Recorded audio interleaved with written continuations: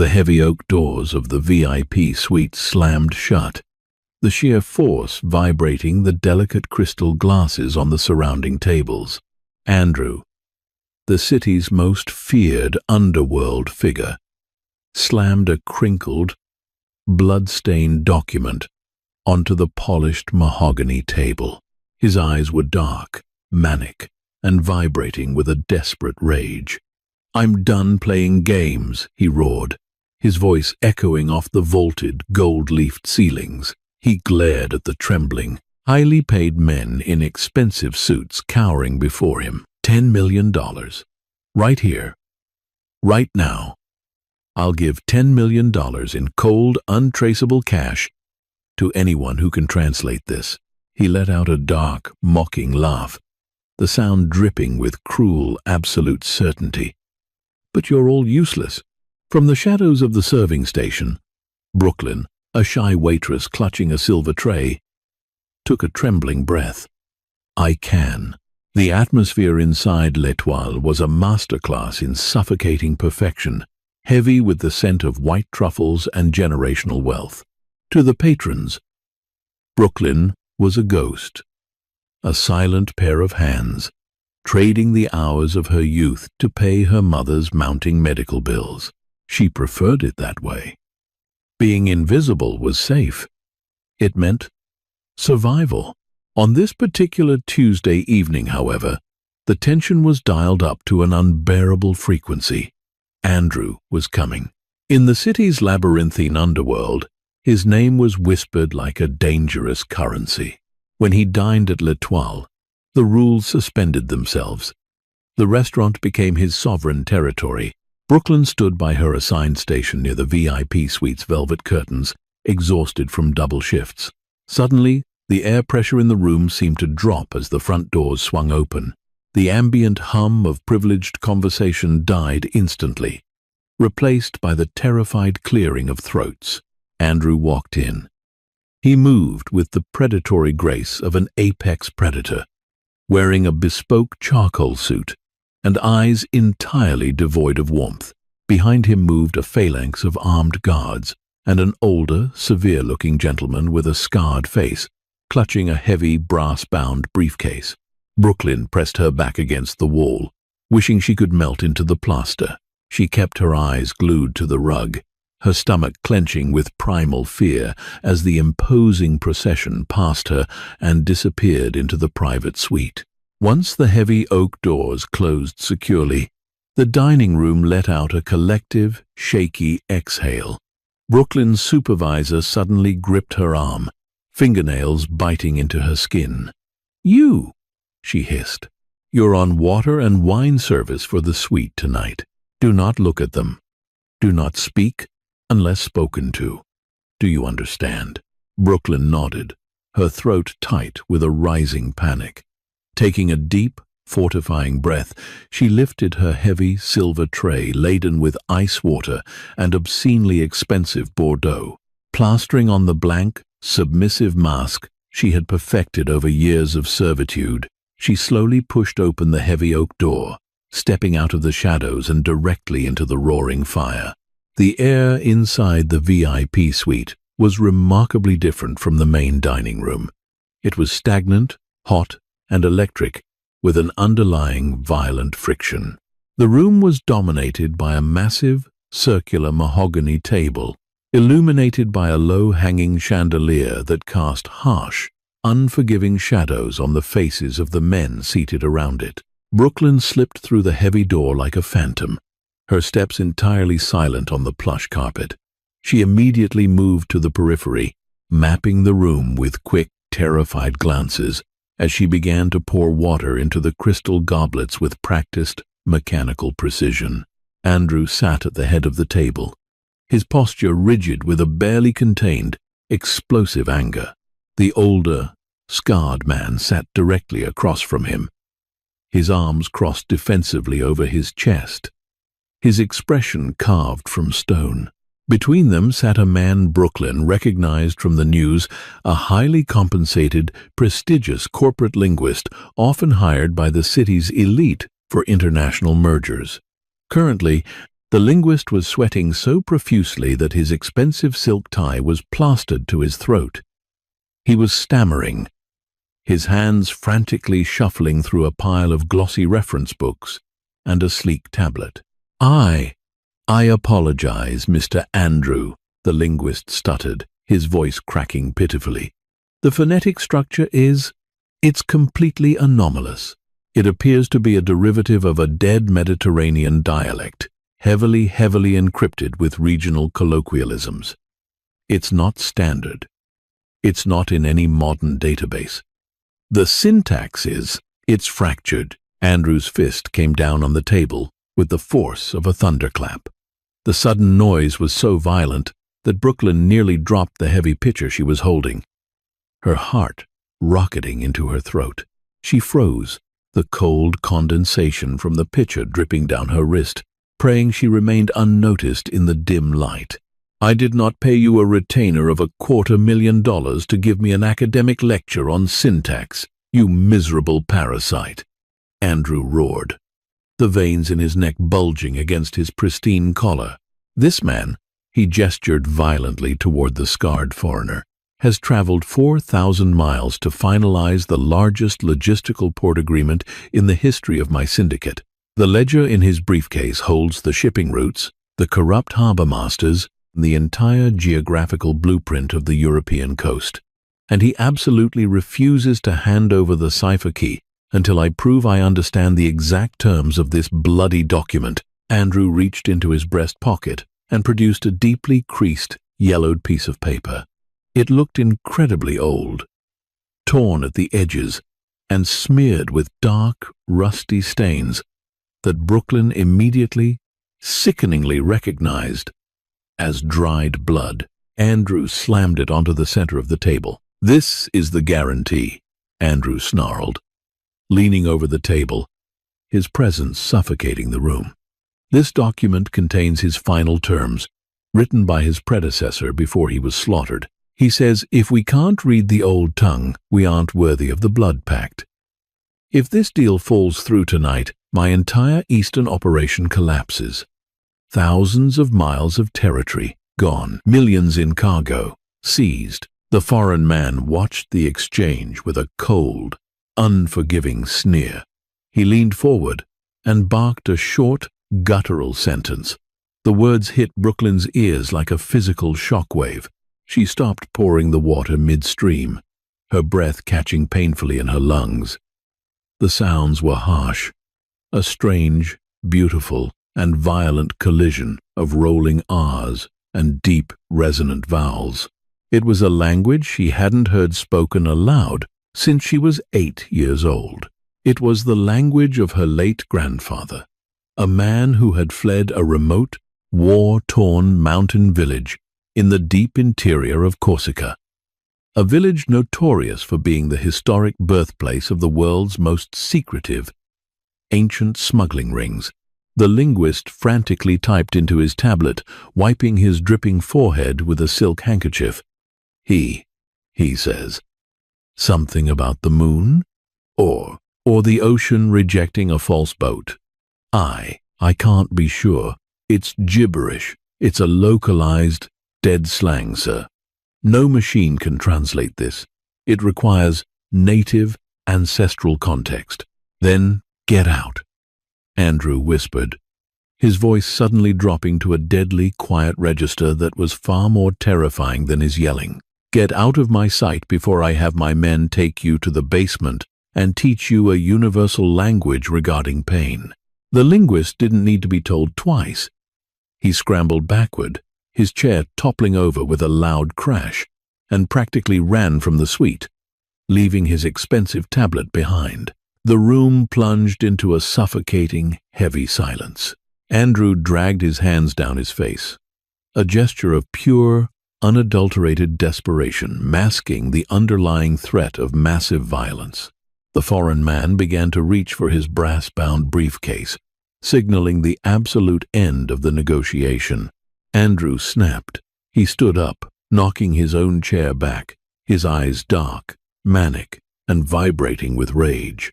I'm done playing games, he roared, addressing the room, the walls, The universe itself. $10 million, right here, right now. I'll give $10 million in cold, untraceable cash to anyone in this pathetic city who can translate this. He let out a dark, mocking laugh, looking at his heavily armed guards who stood like useless statues. But none of you can. You're all useless. Brooklyn stood by the velvet curtains, the pitcher of water suddenly feeling like a 1,000-pound anchor in her hands. Her mind was a chaotic whirlwind. $10 million. It was a number so vast it was almost abstract. But to her, it meant her mother's life. It meant moving out of the damp, moldy apartment. It meant never being invisible again. But speaking up meant revealing herself to a monster. It meant entering a world of blood and shadows from which there was no return. The foreign man clicked the latch of his briefcase, preparing to stand. The window of opportunity was closing, shrinking to the size of a pinprick. Brooklyn closed her eyes, remembering her grandfather's rough, warm hands, his booming laugh, the stories he told her in the dark. She opened her eyes. She set the silver pitcher down on the serving station. The faint clink of the metal against the wood was swallowed by the heavy tension of the room. She took a trembling breath, pushing past the deep, paralyzing terror in her bones, and stepped completely out of the shadows. "I can." The words hung in the suffocating air of the VIP suite, so soft they were almost a whisper, yet they possessed the concussive force of a detonating bomb. For a fraction of a second, the universe inside the room seemed to pause on its axis. No one moved. No one breathed. Then, as if controlled by a single violent mechanism, every head in the room snapped toward the serving station. The massive guards along the walls instinctively dropped their hands to their holstered weapons, leather creaking ominously in the sudden, absolute quiet. Brooklyn stood completely still, exposed beneath the harsh glare of a secondary wall sconce. Her cheap polyester uniform felt impossibly restrictive, clinging to her skin as a cold, terrifying sweat broke out across her spine. She felt the immediate, crushing weight of their collective stares. It was a physical pressure, pushing down on her shoulders, threatening to buckle her knees. She had broken the cardinal rule of her existence. She had demanded to be seen. Andrew slowly turned his head, his slate-gray eyes locking onto her. The look in his eyes was not one of surprise, but of deep, dangerous calculation. He looked at her as if she were a strange, unexpected insect that had crawled onto his immaculate dining table, and he was deciding whether to study it or simply crush it with his thumb. "What did you just say?" Andrew asked, his voice low, smooth, and laced with a terrifying edge of quiet menace. Brooklyn's throat was completely dry. It felt lined with sandpaper. She swallowed hard, forcing her vocal cords to function. "I said, I can translate it." One of the larger guards, the man with the broken nose who had sneered at her earlier, let out a harsh, barking laugh. "Shut up, sweetheart, and go fetch some more ice. The adults are talking." He took a menacing step forward, his massive hand reaching out as if to physically shove her back into the shadows. "Stop," Andrew commanded. He didn't raise his voice, but the guard instantly froze in his tracks, subservient to the absolute authority in the single syllable. Andrew didn't take his eyes off Brooklyn. He slowly walked around the edge of the mahogany table, closing the distance between them. With every step he took, Brooklyn's heart hammered harder against her ribs. A frantic, trapped bird desperate for escape. He stopped just 2 feet away from her. Up close, he smelled of expensive cologne, tobacco, and the metallic, coppery tang of adrenaline. He was towering, imposing, a physical manifestation of brutal power. He looked down at her, scanning her cheap uniform, her sensible shoes, her pale, terrified face. A cruel, mocking smirk played at the corner of his mouth. "You," Andrew said, his tone dripping with condescension. A waitress. A girl who pours water for a living. You claim you can read a dialect that just defeated one of the most expensive linguistic scholars on the eastern seaboard? Yes, Brooklyn forced out, her voice remarkably steady, despite the chaotic trembling of her hands. She locked her hands tightly behind her back to hide the shaking. Andrew tilted his head, his eyes narrowing into cold, predatory slits. "Do you know who I am, little girl?" "I know exactly who you are, sir," Brooklyn replied, holding his gaze. It took every ounce of her willpower not to drop her eyes to the floor. "And I know that man is going to walk out of that door in exactly 30 seconds and take your entire Eastern operation with him. You don't have time to mock me. You only have time to let me read the paper." A collective, sharp intake of breath echoed from the guards. No one spoke to Andrew like that. It was tantamount to signing one's own death warrant. The older foreign man at the table paused, his hand still resting on the briefcase, watching the exchange with sudden, calculating interest. Andrew's smirk vanished, replaced by an expression of cold, hard fury. He stared at her for a long, agonizing moment, the silence stretching out until it felt like a physical wire ready to snap. He was searching her face for deceit, for madness, for any sign that this was a foolish prank, but he found nothing but a desperate, terrifyingly calm resolve. Suddenly, Andrew let out a short, dark laugh. It was a terrible sound. "Fine," he whispered. "You want to play the hero? Let's play." He turned sharply, walked back to the table, and snatched up the yellowed, blood-stained paper. He walked back to Brooklyn and shoved it aggressively against her chest. "Read it. But understand this, sweetheart. If you are wasting my time, if you read me one sentence of garbage, you will not leave this restaurant alive. That is not a threat. That is an absolute guarantee. 10 million if you're right. A shallow grave if you're wrong." Brooklyn felt the rough, ancient texture of the paper against her skin. It felt heavy, burdened with violence and history. She slowly brought her hands from behind her back and took the document. Her fingers brushed against the dried, rust-colored stains. It wasn't just blood. It was a testament to the brutality of the world she was now forcibly entering. She looked past Andrew, catching the eye of the scarred foreign man. She took a deep breath, letting the scent of the restaurant fade away, letting the terror recede into a small, cold box in the back of her mind.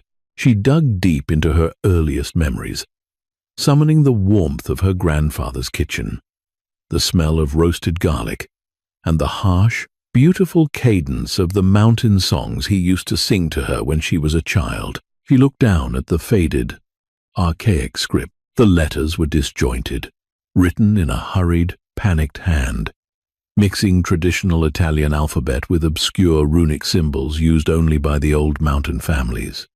To the linguist, it was chaos. To Brooklyn, it was a map of her own bloodline. She cleared her throat, the sound incredibly loud in the hushed, deadly silence of the VIP suite.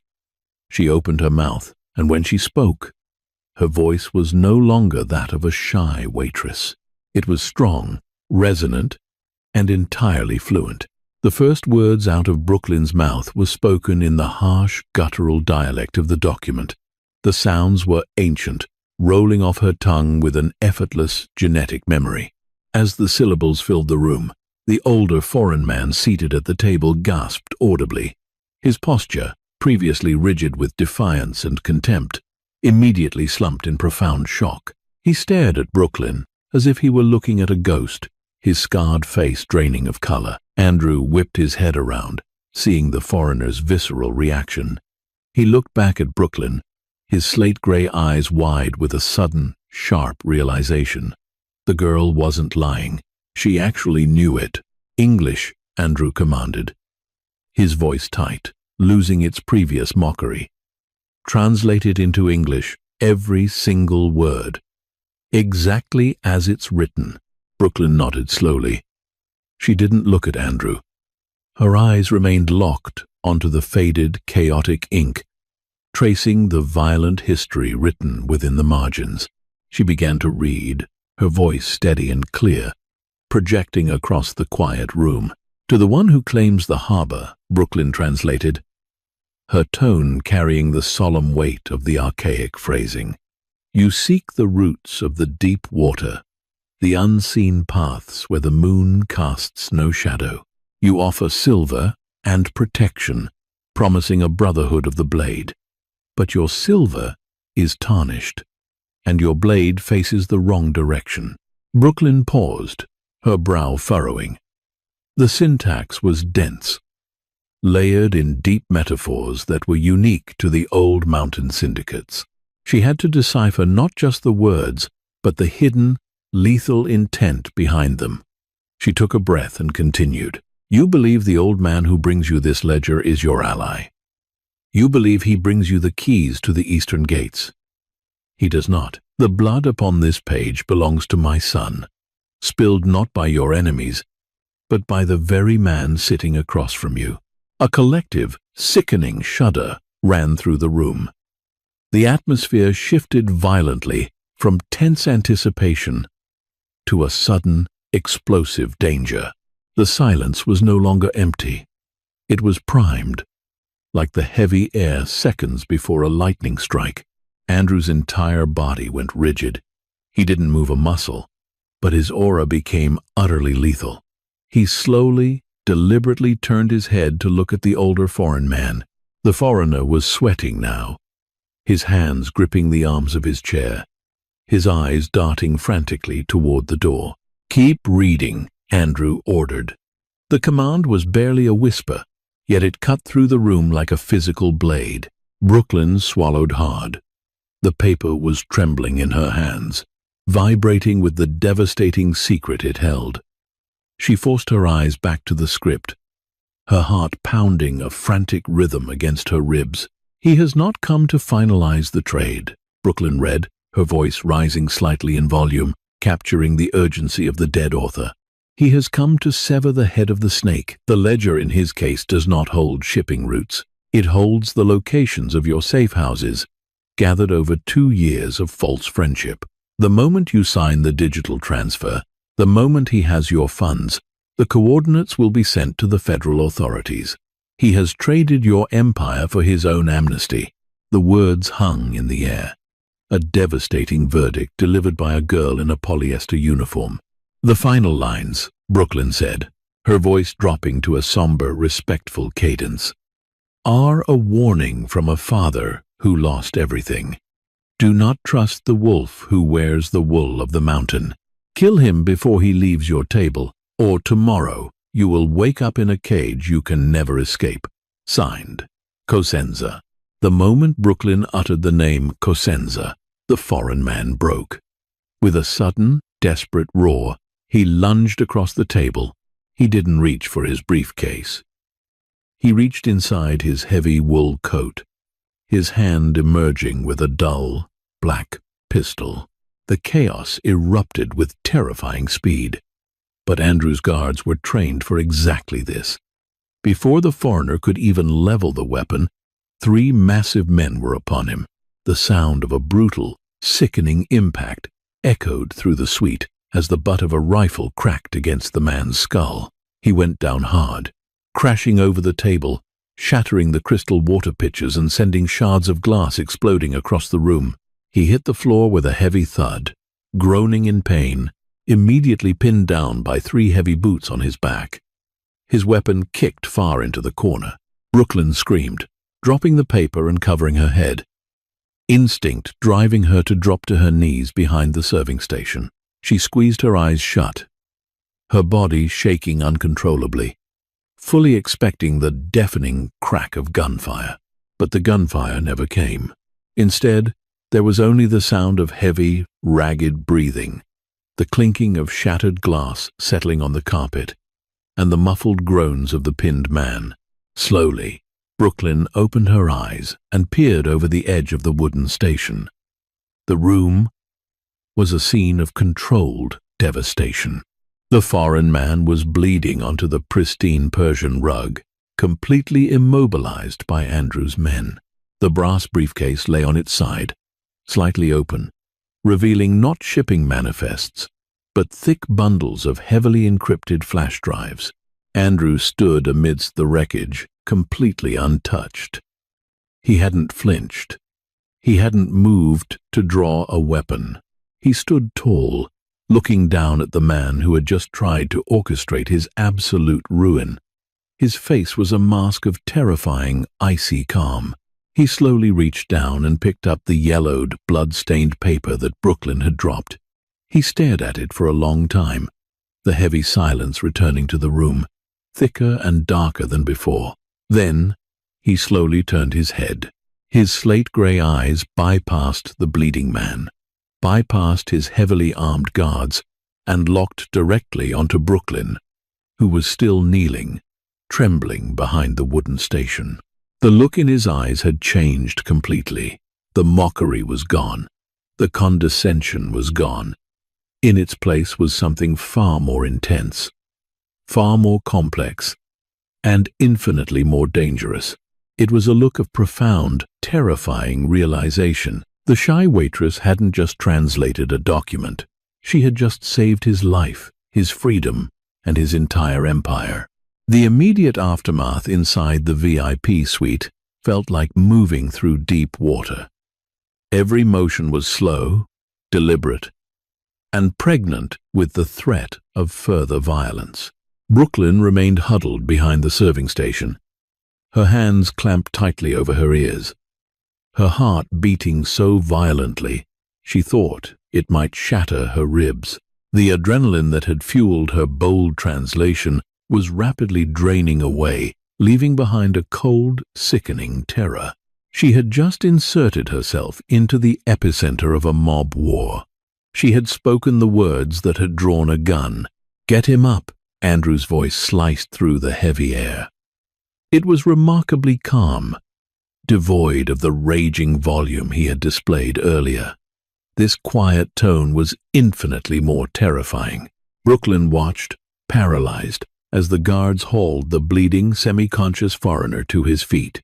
The man's face was a ruin of bruised flesh and blood, his eyes unfocused, a stark contrast to the arrogant, stoic figure he had cut just 10 minutes prior. He swayed heavily between the two massive guards who held his arms in a vice grip. Andrew walked slowly toward the man, his expensive shoes crunching over the shattered crystal. He stopped inches from the foreigner's face. He didn't yell. He didn't strike him. He simply reached out and gently straightened the lapel of the man's ruined jacket. "You thought you were clever, didn't you, Elias?" Andrew said softly, speaking the man's name for the first time. "You thought you could come into my city, drink my wine, and play the grieving traditionalist while you handed my neck to the feds." Andrew leaned in closer, his voice dropping to a venomous whisper. "You fundamentally misunderstood the game, and now you belong to me." Andrew turned his head slightly, not taking his eyes off Elias. "Marcus, take him to the facility. Do not let him sleep. Do not let him speak to anyone. I want every single password on those flash drives extracted by sunrise. If he resists, start breaking things he needs to walk. When you're done, make sure he doesn't exist anymore." The guard named Marcus gave a sharp, single nod. "Yes, boss." Without another word, the guards dragged the broken man out of the VIP suite through a discreet, secondary side door, presumably leading to a private alley exit. The heavy door clicked shut behind them, sealing the room once more. Suddenly, the suite felt incredibly empty. The chaotic energy of the confrontation vanished, leaving behind a stark, ringing silence. The room was a disaster: overturned chairs, shattered glass, spilled water soaking into the antique rug, and smears of dark blood near the table.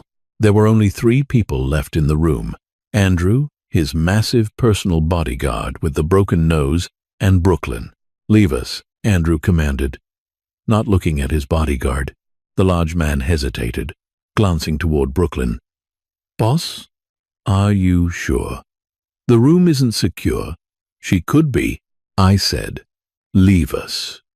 Andrew repeated, his voice carrying an absolute, unquestionable finality.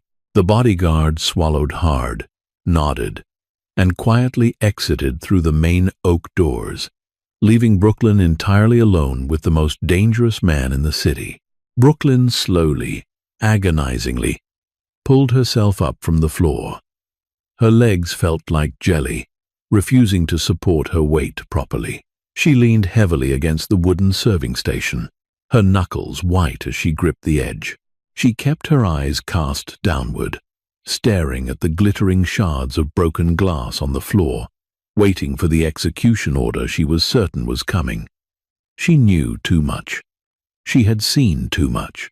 In Andrew's world, witnesses were a liability, and liabilities were erased. Andrew didn't move toward her. He stood near the ruined table, his back to her, staring blankly at the wall. The silence stretched out, agonizing and deep. Finally, he let out a long, slow exhale that sounded almost like a sigh of exhaustion.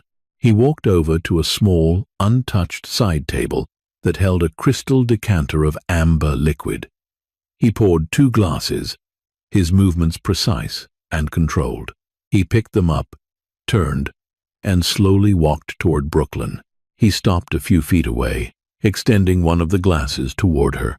Brooklyn stared at the glass, her mind failing to process the gesture. She looked up, finally meeting his eyes. The slate gray was still cold, still calculating, but there was a new emotion flickering beneath the surface curiosity, and perhaps a begrudging respect. "Take it," he said softly. "You look like you're about to faint, and I don't want to have to pick you up off the floor." With a trembling hand, Brooklyn reached out and took the heavy crystal glass.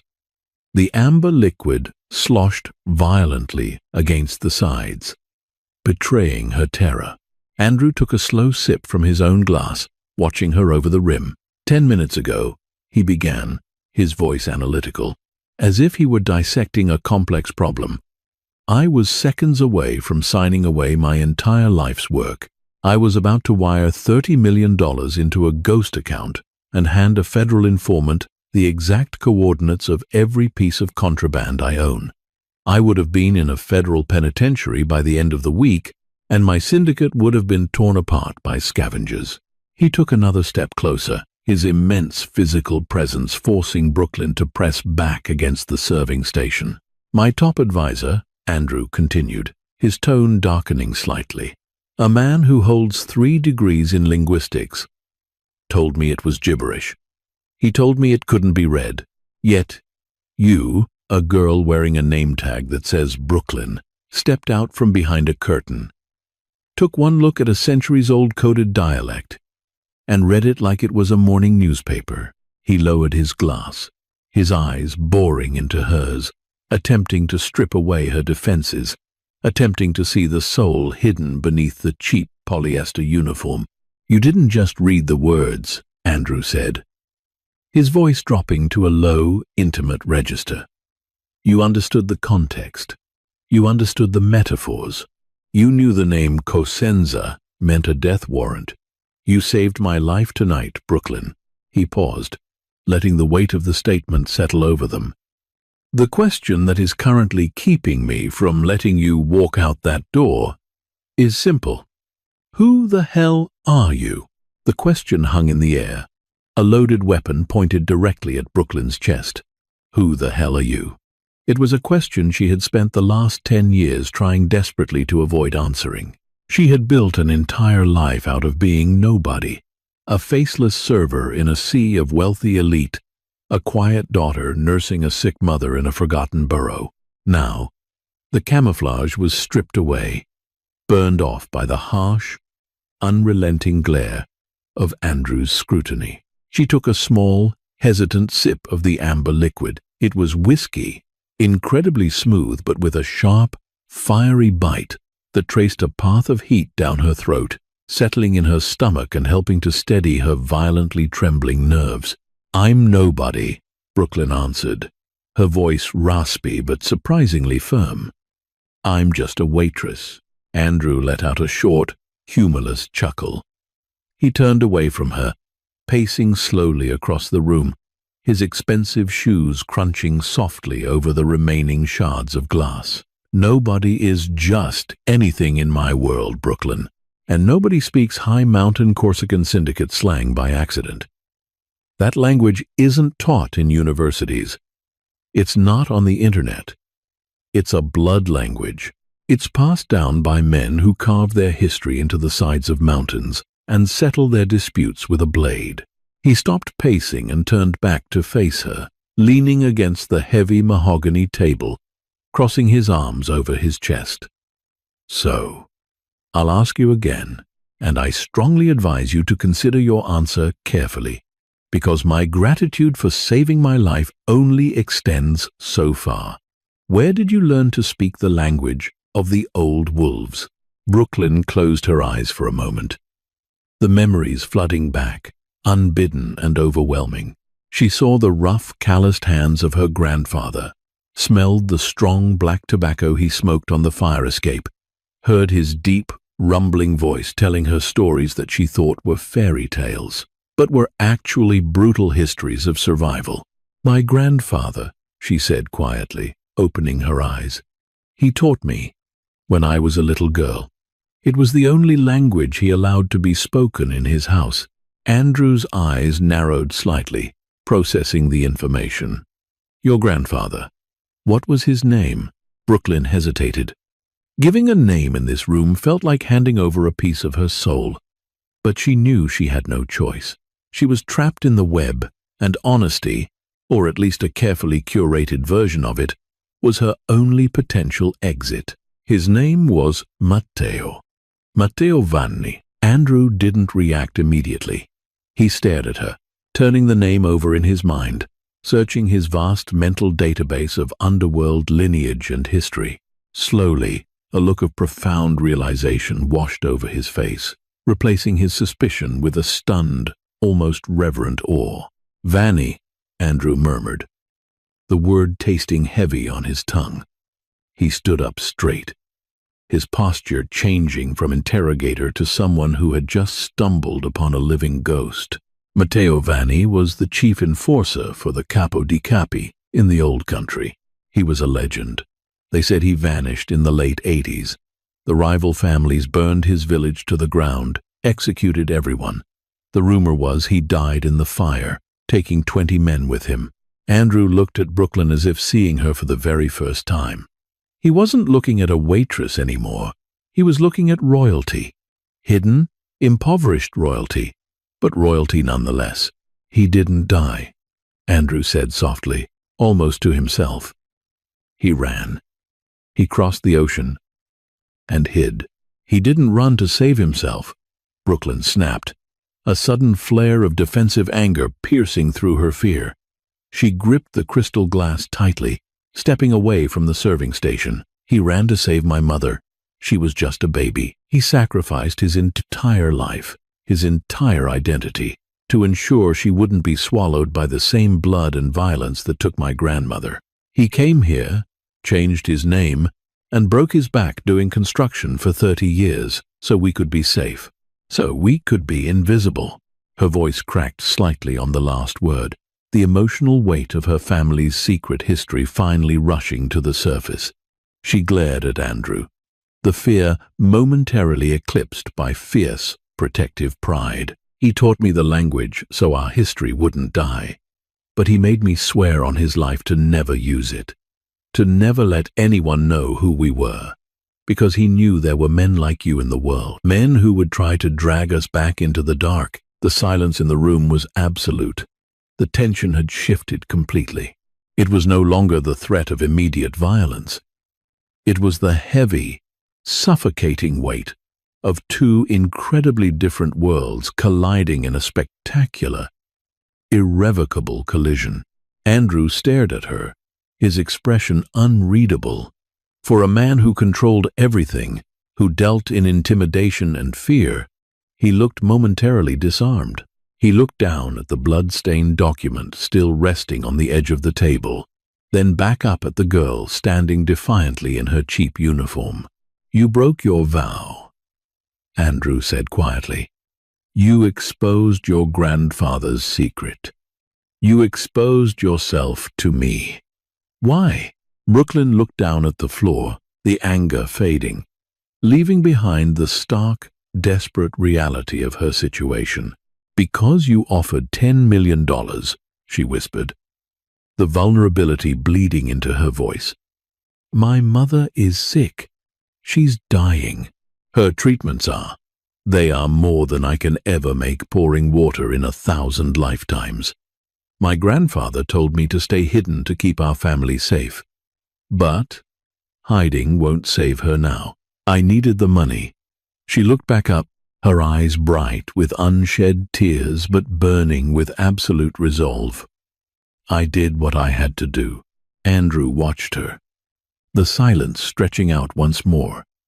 He slowly set his glass down on the table.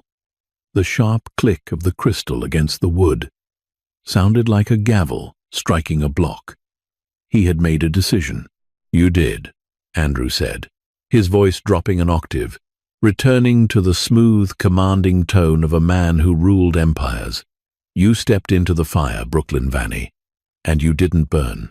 He reached inside his tailored jacket, pulling out a sleek, black smartphone. He didn't break eye contact with her, as his thumb quickly navigated the screen. "And I am a man who honors his debts." The words hung in the air, vibrating with an impossible reality. "I am a man who honors his debts." Brooklyn stared at the sleek black phone in Andrew's hand, her mind struggling to process the monumental shift in her universe. $10 million. It was a sum so vast, so incredibly detached from her reality of counting pennies for subway fare and rationing groceries, that it felt entirely abstract, like a number from a fairy tale. Andrew tapped the screen a few times, his face illuminated by the harsh blue light of the device. The room remained deadly quiet. The only sound, the faint, distant hum of the city traffic outside the heavily soundproofed windows. He placed the phone on the table and slid it across the polished mahogany until it came to a stop just inches from Brooklyn's trembling hands. "Type in an account routing number," Andrew instructed, his voice entirely devoid of emotion, operating purely on transactional efficiency. "Preferably an offshore account or a blind trust if you have one. If you use a standard domestic bank, a deposit of this magnitude will trigger a federal audit within 24 hours, and you will spend the next 10 years answering questions you don't want to answer." Brooklyn stared at the glowing screen. The cursor blinked steadily in the empty text field, a digital gateway to a completely different life. I don't have an offshore account," she stammered, feeling incredibly foolish, completely out of her depth in this world of high-stakes finance and dark money. "I only have a basic checking account." Andrew sighed, a short, sharp exhalation of mild frustration. He picked the phone back up. "Of course you do." "Fine. Give me 5 minutes." He dialed a number, holding the phone to his ear, his eyes never leaving Brooklyn. She felt pinned under his gaze, a butterfly trapped under glass. The man on the other end answered immediately. "It's me," Andrew said, his tone shifting back to the authoritative bark of a commander. "I need a ghost account established immediately. Cayman routing, fully sanitized, zero tracing protocols. Link it to a bearer corporation. Name the corporation. Vani Holdings. Transfer 10 million from the primary reserve into the ghost account. Yes, now. Text me the access codes and the encryption keys the second it's live." He hung up, tossing the phone back onto the table. "It will take a few minutes to clear the international nodes," he said calmly, turning his attention back to Brooklyn. He leaned against the table, observing her closely, studying the way her shoulders hunched, the way her hands nervously twisted the fabric of her apron. "So," Andrew began, his voice taking on a dangerously casual, conversational tone. "You have the money. Your mother gets the best doctors in the world. You never have to pour another glass of water for an arrogant prick like me ever again. What happens tomorrow, Brooklyn? Tomorrow? Brooklyn asked, her voice tight, confused by the question. Tomorrow? I go to the hospital. I pay the bills. And then what? Andrew pressed, taking a slow step toward her. The intimidating aura he had temporarily suppressed was beginning to bleed back into the room. You go back to your drafty apartment? You try to pretend tonight never happened? You think you can just step into this room, speak the language of assassins, take $10 million of syndicate money, and go back to being a civilian? Brooklyn took a step back, her heart accelerating. That was the deal, she said, her voice shaking slightly but maintaining a desperate firmness. You offered a reward for a translation. I provided the translation.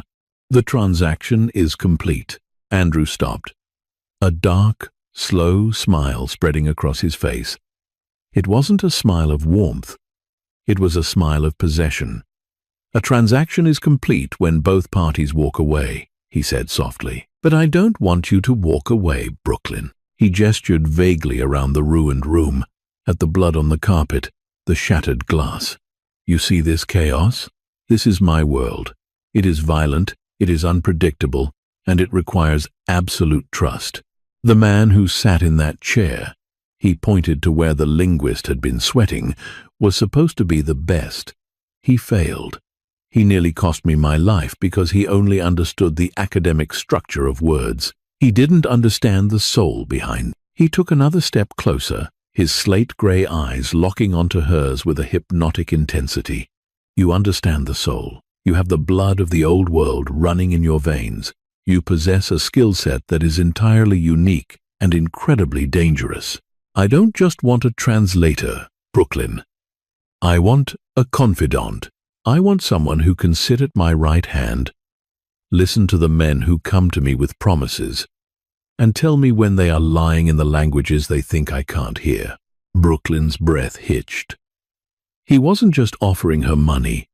He was offering her a crown. He was offering her a place at the very top of the dark empire she had just inadvertently saved. The power in his voice was seductive, the promise of never being invisible, never being weak or vulnerable again, pulling at her like a dark gravity. I can pay you more in a month than you could spend in a lifetime, Andrew whispered, closing the distance until he was standing just inches away from her. The smell of his cologne and the metallic tang of adrenaline washed over her. You will have power. You will have respect. No one will ever look at you like a servant again.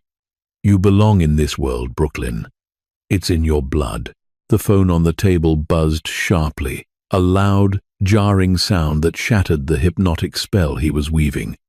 Andrew glanced at it. The transfer is complete. The money is yours.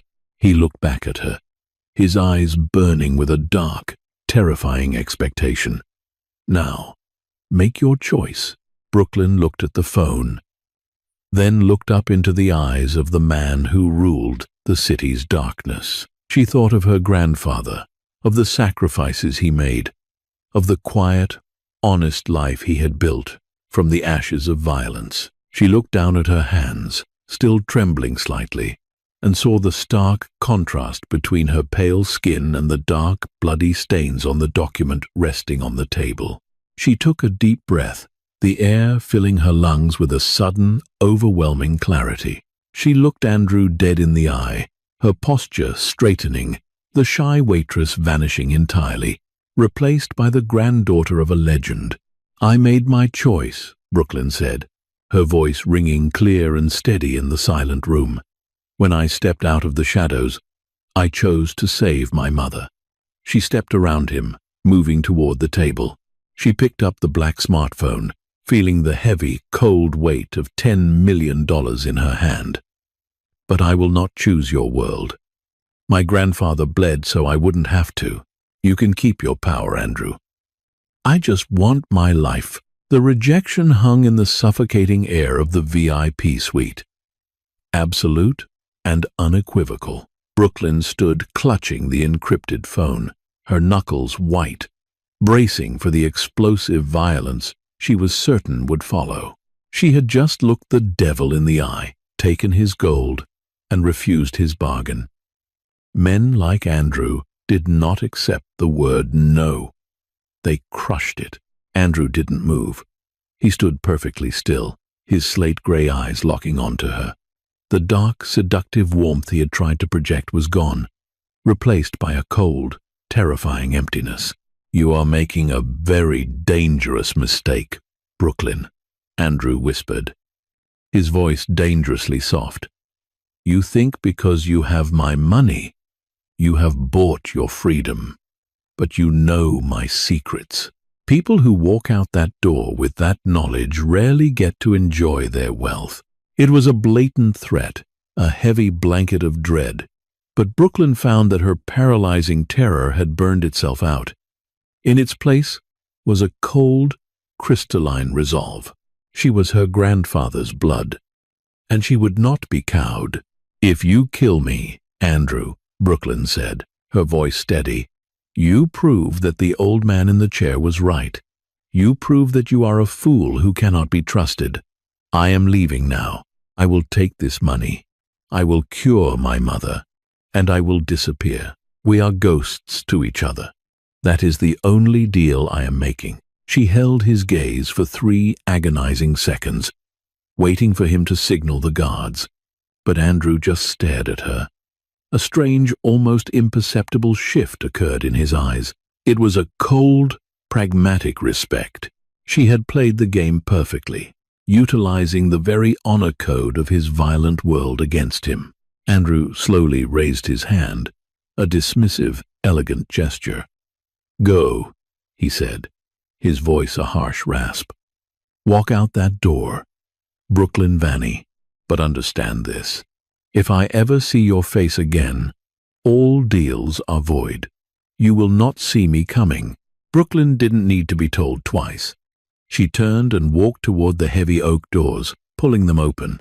As she stepped into the brightly lit hallway, the massive bodyguard with the broken nose moved to block her path, his hand resting on his holster.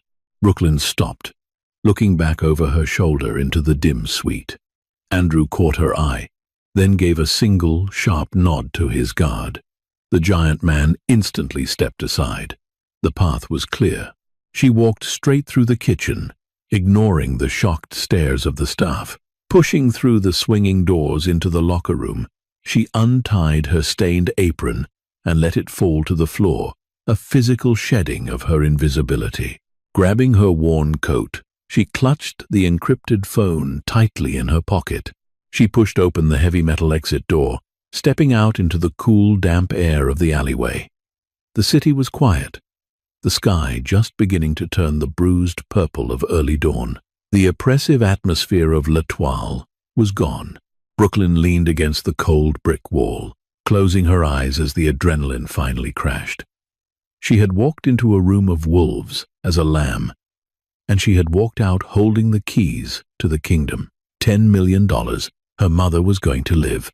Taking a deep, shuddering breath, she pushed herself off the wall and walked toward the rising sun, stepping out of the shadows, and finally into her own life. 6 months later, the coastal town of San Pietro was a world away from the suffocating, neon-lit labyrinth of the city. It was a place where the air tasted sharply of salt and pine, where the rhythm of life was dictated by the tides rather than the frantic pulse of commerce and crime. Here, the sky was relentlessly wide and blue, unbroken by towering skyscrapers or the oppressive shadows of power. Brooklyn stood behind the polished oak counter of a small, sun-drenched bookstore, the scent of old paper, binding glue, and fresh espresso wrapping around her like a warm, protective blanket. She wore a simple, cream-colored linen dress, her hair pulled back loosely, her face free of the permanent, exhausted tension that used to define her features. She looked completely different. She looked peaceful. She wiped down the counter with a soft cloth, glancing out the large picture window at the cobblestone street. A few locals walked by, carrying canvas bags of fresh produce, offering her a friendly wave. She smiled back, a genuine, easy smile that reached her eyes. The transition hadn't been easy. The days immediately following the incident at L'Etoile had been a masterclass in controlled panic.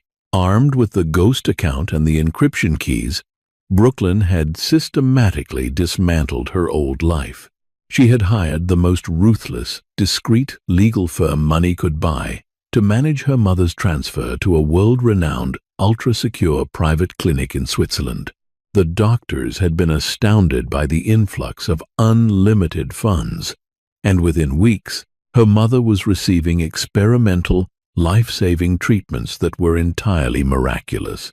Once her mother was safe, Brooklyn had vanished. She utilized the services of a high-end, shadowy relocation specialist, a contact quietly suggested by the very legal firm she had hired to scrub her identity from the city's databases. She didn't buy a massive mansion or an absurd sports car.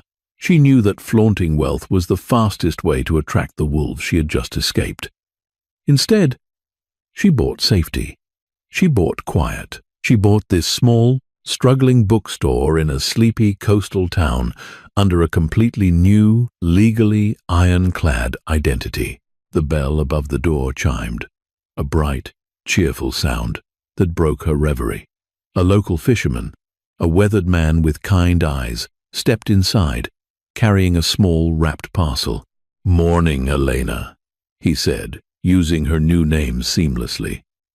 "Brought you some fresh sourdough from my wife. She says you look entirely too thin." "Thank you, Marcus," Brooklyn smiled, taking the warm bread. "Tell her I appreciate it, but the espresso and pastries here are doing their best to change that." After the man left, the shop fell back into its comfortable, dusty silence. Brooklyn walked over to the small espresso machine, preparing herself a cup. As she waited for the dark liquid to extract, her eyes drifted to a small framed photograph resting on the back shelf, partially hidden behind a stack of classic novels. It was an old, faded black-and-white picture of her grandfather, Matteo, standing in a mountain valley, a fierce, protective look in his eyes. She touched the frame gently. "We made it, Papa," she whispered softly. "We're safe." Just then, the sound of a heavy, powerful engine rumbled down the narrow cobblestone street, completely out of place among the bicycles and small delivery vans. Brooklyn froze, a sudden spike of primal ice shooting through her veins. She slowly turned and looked out the window. A sleek, heavily armored black SUV, customized and terrifyingly familiar, was rolling slowly down the street. It moved with the predatory grace of a shark navigating a shallow reef. The tinted windows were pitch black, revealing absolutely nothing of the occupants inside. Brooklyn's breath hitched in her throat.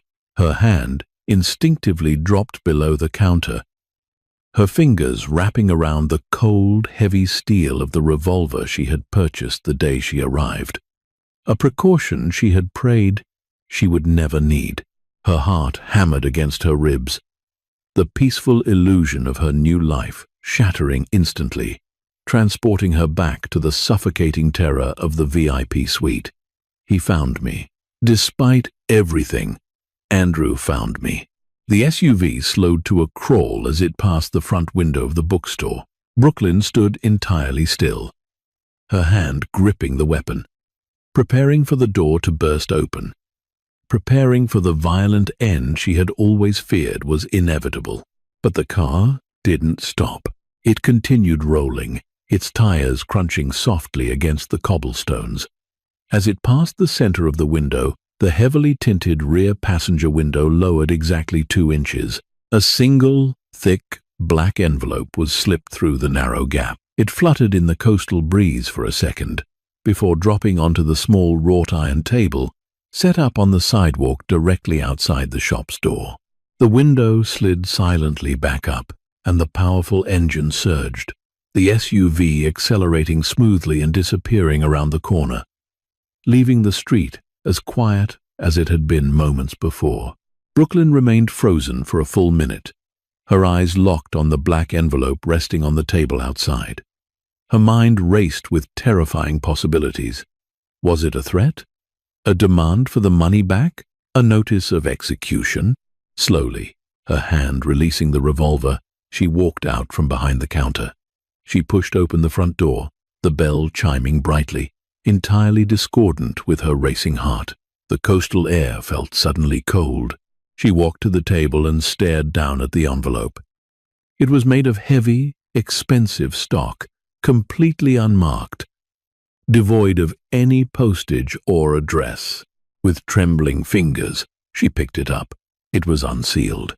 She opened the flap and pulled out a single pristine piece of heavy white cardstock. There was no letter, no threat, no demand. There was only a single handwritten word in sharp, elegant black ink, written in the archaic, rolling script of the high mountain Corsican dialect she had spoken that fateful night. Respect.